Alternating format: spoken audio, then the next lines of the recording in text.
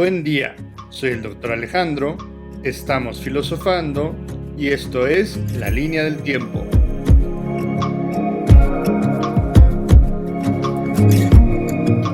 El día de hoy vamos a ver una línea del tiempo de la historia de la filosofía.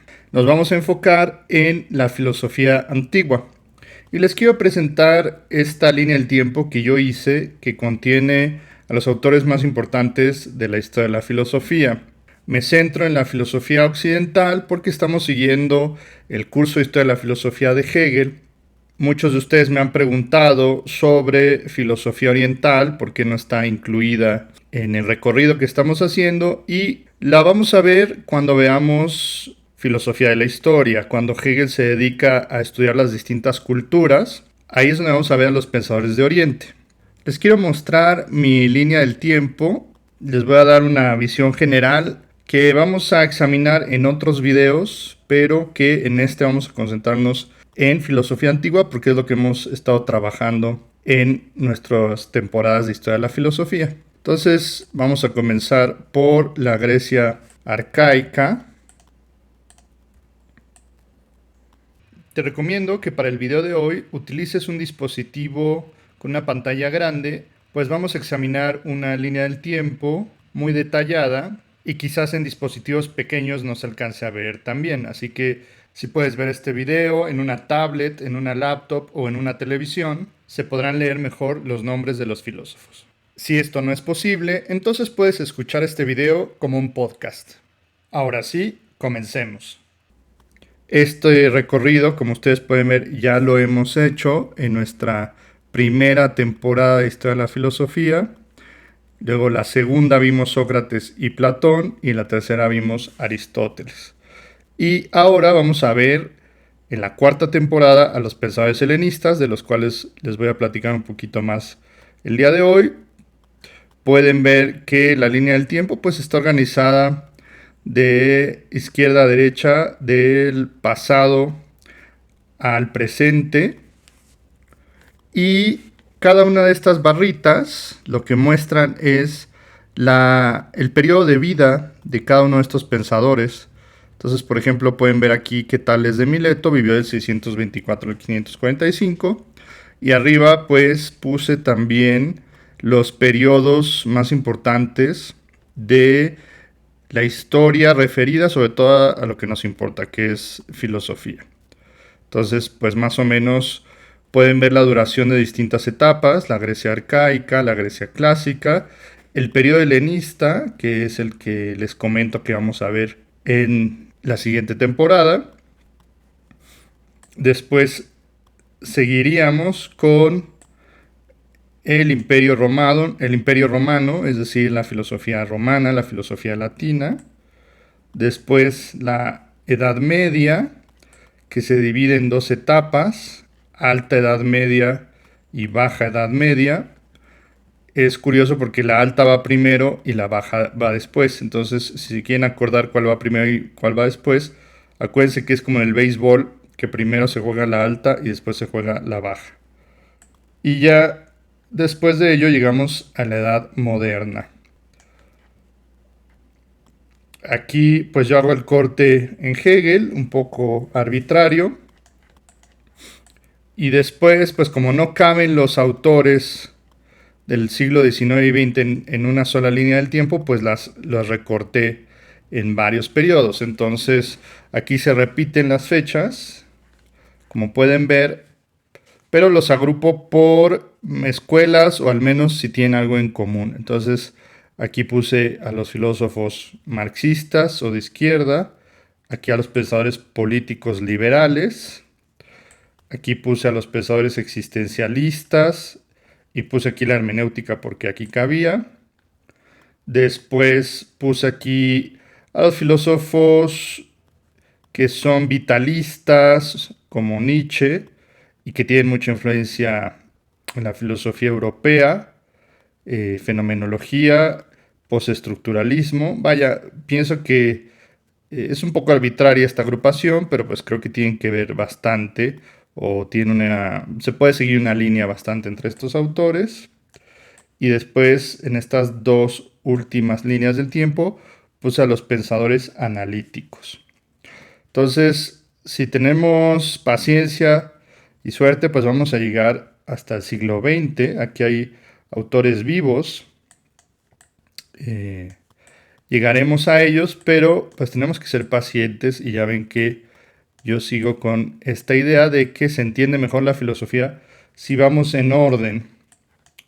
Es una metodología que yo propongo, no es la única, pero a mí me sirve entender las cosas de forma histórica y sobre todo porque los autores pues se siguen unos con otros, es decir, como ya hemos dicho en otros videos, los autores posteriores se nutren de lo que han hecho los autores anteriores. Entonces vamos a regresar desde el principio. Hoy nada más vamos a ver la línea del tiempo de la filosofía clásica, pero pues quería enseñarles el recorrido de esta línea del tiempo. Y cuando lleguemos a nuevas etapas, pues haremos un video sobre la línea del tiempo de esa etapa. Entonces, cuando veamos la filosofía medieval, pues vamos a revisar la línea del tiempo de los autores medievales. Entonces, bueno, pues comenzamos con nuestros pensadores griegos, nuestros pensadores antiguos.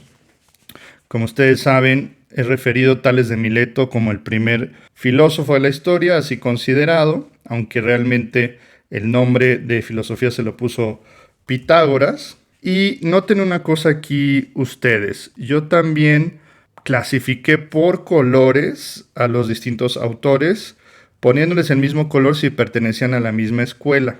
Entonces, los pensadores jonios, pues les puse en color rojo. Bueno, es bastante arbitrario qué color les ponemos, pero traté de que tuvieran que ver algo con su pensamiento. Entonces, pensé que los primeros autores deberían tener colores primarios porque pues son los autores fundamentales, son los autores básicos. Y escogí el rojo para los jonios porque son los pensadores materialistas. Entonces, recuerden que los jonios pensaban que el arjé, el origen, era algo material como el agua, el apeirón o el aire. Entonces, por eso escogí este color. Ustedes pueden ver el video de los jonios en el canal. Y pues están agrupados con el mismo color. Pueden darse cuenta que son de la Grecia arcaica, es decir, anteriores a la Grecia clásica. Y esto también nos sirve para ver más o menos en qué época vivieron estos autores. Fíjense cómo Tales de Mileto pues vivió casi siglo y medio antes que Sócrates, por ejemplo. Entonces, para Sócrates, Tales ya era un pensador antiguo, ¿no? Es la misma diferencia que hay entre Tales de Mileto y Sócrates, que la distancia que nosotros tenemos de Kant o de Hegel, por ejemplo. Entonces, esta línea del tiempo es muy útil porque nos ayuda a situarnos temporalmente y para ver cómo se van influenciando unos autores de otros. Bueno, pues estos son los jonios. Después viene Pitágoras, un poquito contemporáneo de Anaxímenes. Y pueden ver ustedes que también yo incluí las escuelas que fundaron estos pensadores.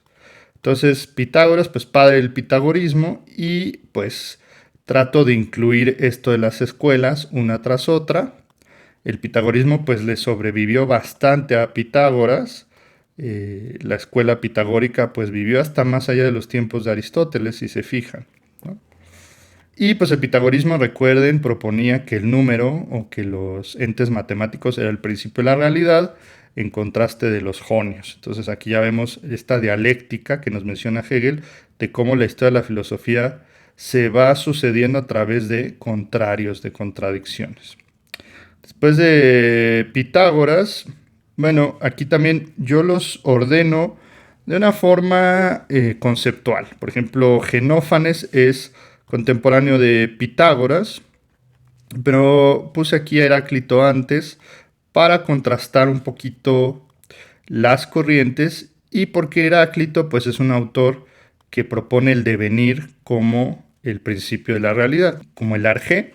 Y pueden ver ustedes, le puse un color similar al de los jonios. Hay quien considera a Heráclito parte de la escuela de los jonios, hay quien no. A mí me parece un autor tan original que le puse un color distinto. Y pues Heráclito es un autor fundamental. También revisen el video. De todos estos pensadores ya tenemos videos en la serie de presocráticos. Después de Heráclito pues vienen los eleatas, ¿no? Genófanes, Parménides y Zenón, que son lo contrario de los jonios, pues piensan que, y el contrario es de Heráclito también, pues piensan que el principio de la realidad es algo intelectual, es un concepto, y es el concepto del ser, ¿no? De estos, pues el más famoso es Parménides, y Zenón de Elea, famoso por sus paradojas, que ya los vimos en los videos también.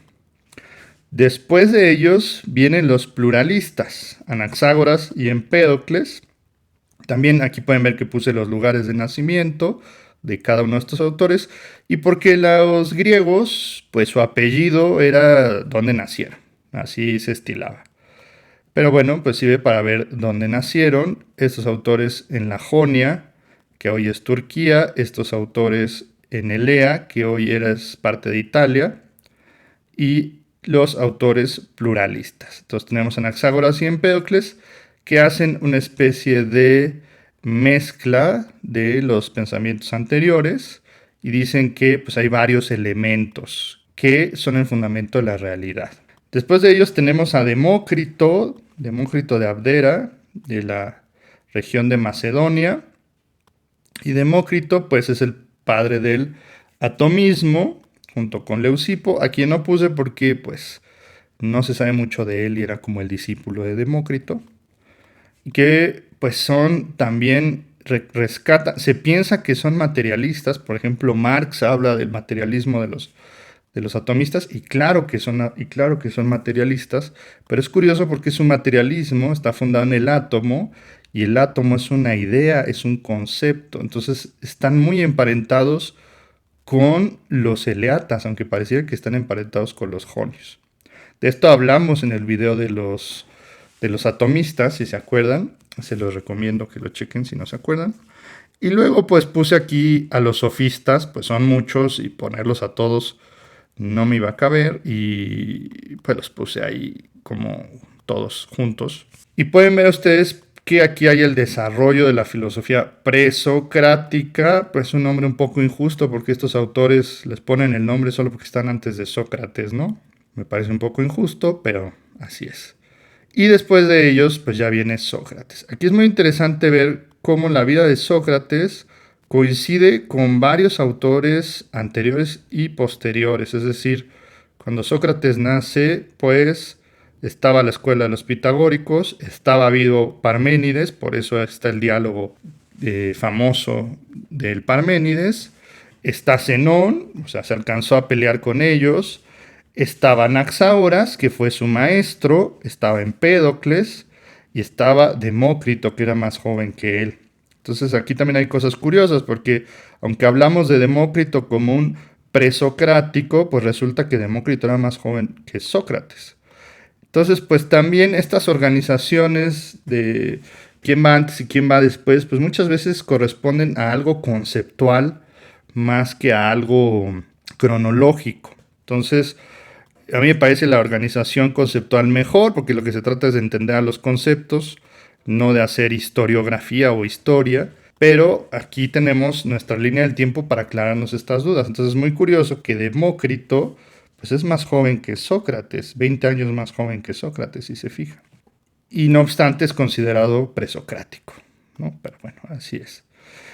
Y Sócrates no solo es contemporáneo de los presocráticos de forma paradójica, sino que también coincide con muchos autores posteriores a él y que vamos apenas a ver, que no hemos visto. Por ejemplo, la escuela de los cínicos, pues una escuela del periodo helenista. El periodo helenista pues está considerado como el que le sigue a la filosofía clásica de Sócrates, Platón y Aristóteles.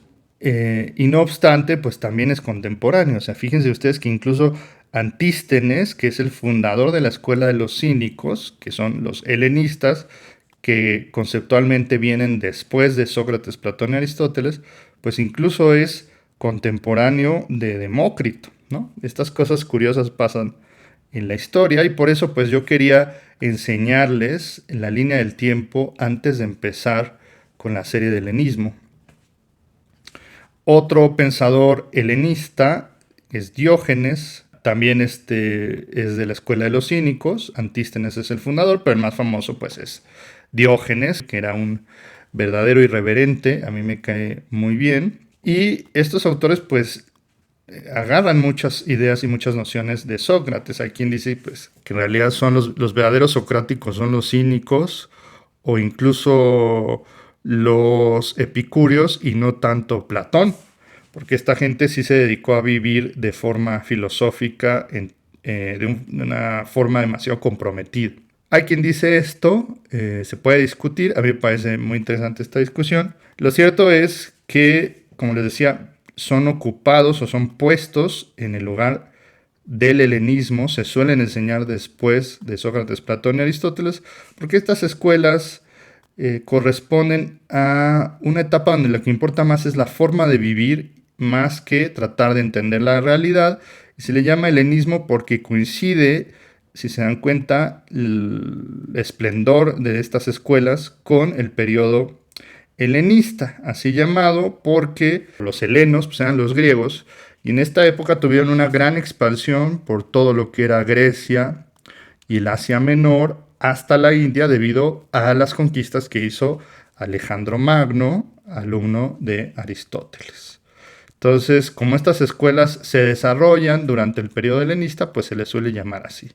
También se les llama de una forma despectiva que a mí no me gusta usarla, pero pues está en los manuales y hay que conocerla, que es escuelas de decadencia. Se les llama así pues porque ya no tienen el esplendor y el lujo que tenían las escuelas clásicas como el platonismo o el peripatetismo de Aristóteles. Entonces, pues como no tenían ese brillo metafísico, pues se les llama así de una forma despectiva escuelas de decadencia. A mí no me gusta, yo prefiero llamarlos helenistas. En fin. Entonces, está Sócrates, contemporáneo de los cínicos, los alcanzaban a conocer. No conoció a Pitágoras, pero sí conoció a los pitagóricos. Conoció a Aristipo de Cirene, bueno, no sé si lo conoció, pero vivió en la misma etapa que Platón, por supuesto, su gran discípulo, y Aristóteles, que Aristóteles no alcanzó a conocer a Sócrates, si se dan cuenta, ¿no? Pero pues a Platón evidentemente sí lo conoció y ya está ahí, ¿no? Entonces fíjense, Sócrates pues es el vínculo entre pues, la filosofía presocrática, la filosofía clásica y la filosofía helenista. Es una figura fundamental de la historia de la filosofía, es un eje básico y por eso le dedicamos bastante tiempo a Sócrates, aunque paradójicamente pues fue un autor que no escribió nada y por eso los cínicos pues eran fieles a su estilo y tampoco escribieron nada.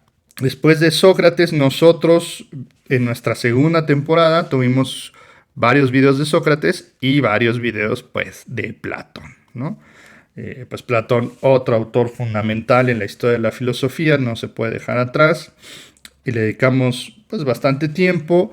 Es un autor que, como ustedes saben, escribía muy bien, escribía de lujo y por eso los diálogos, sobre todo los diálogos socráticos, ¿no? La apología de Sócrates y Critón, son bastante legibles y para mí es donde se debe a comenzar a estudiar filosofía después de los presocráticos, pues es con los diálogos de Platón y con los diálogos socráticos, que son los más sencillos. Ya después ustedes se pueden animar y leer el Parménides o leer el Timeo o la República, pero pues hay que empezar por el principio. Y después tenemos Aristóteles, que bueno, pues ustedes vieron que le dedicamos toda una temporada, la más larga, por cierto, a este pensador, pues que revoluciona completamente la filosofía, la sistematiza, le da todo un orden nuevo y por eso es que tiene un lugar tan importante en la historia. Estos dos autores, por si fuera poco, pues fundan tremendas escuelas de pensamiento como son el platonismo y como son el peripatetismo. Peripatetismo porque se decía que esta escuela caminaba de un lado a otro y que así daban las lecciones y se reunían en el liceo, bueno, así era llamado la escuela de Aristóteles, y la academia de Platón, que viven o que subsisten en Atenas hasta estos años, 83-86, que llega el general Sila y destruye, general romano, y destruye estas escuelas, y estas escuelas se van a mudar al nuevo centro de pensamiento que va a ser Alejandría, y después se van a mover a Roma. Entonces, hasta aquí llegamos en nuestra sesión de la tercera temporada de Historia de la Filosofía, y la cuarta temporada vamos a empezar con los helenistas. Entonces vamos a ver a los cínicos, los cuales ya hablamos un poquito, a los cirenaicos o hedonistas, que es una escuela que pensaba que lo más importante era el placer. Después, una forma más refinada de esta escuela pues es el epicureísmo, que no solamente piensa que el placer es lo más importante, sino también moderar el dolor. Y después el estoicismo, fundada por Zenón de Sitio. No confundir a este Zenón con este Zenón. Son dos distintos. Este es estoico, este es eleata. Y otra escuela importante es el escepticismo, o también llamado pirronismo, porque lo fundó Pirrón de Elis. Y estas escuelas pues van a sobrevivir todo el periodo helenista, que fue esta expansión que tuvo la cultura griega por el mundo conocido, y después van a dar el salto al mundo romano, en esta época más o menos, ¿no? Se van a mudar a Roma y ahí van a subsistir. Incluso va a tener un resurgimiento el neopitagorismo. Si se dan cuenta, aquí se pierde el pitagorismo, y en Alejandría y en Roma va a revivir del siglo II a.C. al siglo II después de Cristo, ¿no? Entonces, aquí en nuestra línea del tiempo, pues vamos viendo cómo van avanzando. Bueno, aquí no les mencioné, pero aquí están evidentemente los años. Antes de Cristo hasta el primer año de nuestra era, donde pues el centro va a estar ya en Roma, ¿no?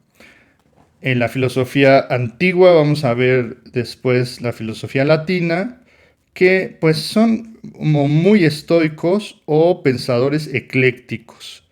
Entonces tenemos a Cicerón, a Séneca, a Epicteto, a Marco Aurelio. Estos dos son estoicos latinos. Y Cicerón y Séneca pues también son estoicos, pero a veces se les llama eclécticos porque mezclan pensamientos de muchas distintas corrientes. Y uno que está colado aquí pues es Filón de Alejandría, que es platónico. Y ya no les platiqué los colores, pero bueno, pueden ver que hay una cierta lógica en los colores que escogí. Y pues yo les recomiendo que también hagan esto. Ustedes hagan sus cuadros sinópticos, escojan sus propios colores, así distinguen a los distintos autores y los pueden agrupar como parte de una misma escuela, ¿no? Entonces, la filosofía antigua termina más o menos en esta época, cuando llega el cristianismo. A mí me parece que poner a San Pablo como un filósofo, bueno, pues no sé qué tan válido sea, pero sí es un autor que influencia completamente la cultura, porque hace una especie de, no quiero decir sistematización, pero sí una recepción más intelectual del cristianismo. Y pues a partir de Pablo las cosas van a ser bastante distintas. Curioso que aquí los cínicos tuvieron un renacimiento en la época ya cristiana, y también de esto se habla, ¿no? Que los cristianos adoptan muchas ideas y muchos conceptos y muchas prácticas de vida de los antiguos. Entonces el cristianismo pues abreva de toda la cultura antigua, y sobre todo una cosa muy importante, que el cristianismo, sus libros fundamentales pues son los libros que están contenidos en el Nuevo Testamento, que fueran escritos en griego, no fueron escritos ni en hebreo ni en arameo. Entonces, muchos de los conceptos que se usan en el Nuevo Testamento, a diferencia del Antiguo, que sí estaba escrito en hebreo, pues son conceptos griegos. Entonces, por ejemplo, la psique, el soma, eh, no sé qué otros conceptos ahorita no se me ocurren, el neuma, el mismo Theos, ¿no? Dios, espíritu, cuerpo, alma, qué sé yo, pues son conceptos griegos, escritos en griego y que habían sido trabajados por estos pensadores. Entonces el cristianismo abreva muchísimo de la filosofía clásica. Entonces, eh, pues la filosofía aquí se incorpora al pensamiento religioso cristiano de una forma inevitable en toda la filosofía medieval. Tenemos algunos pensadores tardíos, todavía griegos, como Sexto Empírico, ¿no? O Porfirio de Tiro, o Hipatia, pero aquí pues ya pueden ver que hay muchos pensadores cristianos, sobre todo puse santos, y pueden ver aquí que pues tiene ciertas edades la filosofía cristiana. Primero la edad apostólica, que es la época de la predicación, por eso está aquí del mismo color San Pablo. Luego la edad patrística, que son los padres de la iglesia. Estos sí van a fundar los dogmas tradicionales del cristianismo. Y después ya vendrá la escolástica, que es la sistematización absoluta y teológica del cristianismo. Aquí incluso en verde pueden ver los pensadores árabes, pero bueno, esto ya es adelantarse mucho, miren las fechas en las que estamos. Pero bueno, toda la Edad Media es todo este periodo, como pueden ver, duró bastante y con algunos agujeros negros. Por eso, sobre todo la Alta Edad Media es llamada oscurantista, porque hay pocos pensadores y los que hay pues son sumamente religiosos. No hay demasiada originalidad de pensamiento, sobre todo en esta época. En la Baja Edad Media sí va a haber mucho más innovación de pensamiento y autores originales, pero todos, absolutamente todos, constreñidos a los límites de la religión, ya sea la religión árabe, el Islam, la religión cristiana, y aquí puse al más célebre pensador judío de la Edad Media, que es Maimónides, pero bueno, 1135 nos estamos adelantando, hasta la edad del Renacimiento y la edad de la modernidad. Digo, estos autores pues ya los mencionaremos cuando hagamos el video de la línea del tiempo de la época medieval y de la época moderna, pero pues para que ustedes vean los límites y los alcances que tuvo sobre todo el cristianismo. Entonces, inevitablemente el cristianismo pues fue una gran herencia o una gran fuente para el pensamiento del cual pues no nos podemos librar, evitar, aunque si ustedes revisaron las lecciones de historia de la filosofía de Hegel, se van a dar cuenta que esta parte de la Edad Media, pues Hegel se la salta bastante rápido, para ser honestos con ustedes, y es porque él piensa esto, ¿no? Que debido a que estos autores estaban constreñidos al pensamiento religioso, pues solamente pueden hacer variaciones de temas referentes a lo sagrado, a lo bíblico, pero pues no se pueden salir mucho de ese esquema. Y el rompimiento pues va a venir aquí en la modernidad, donde poco a poco los autores se van a ir separando cada vez más de los temas religiosos.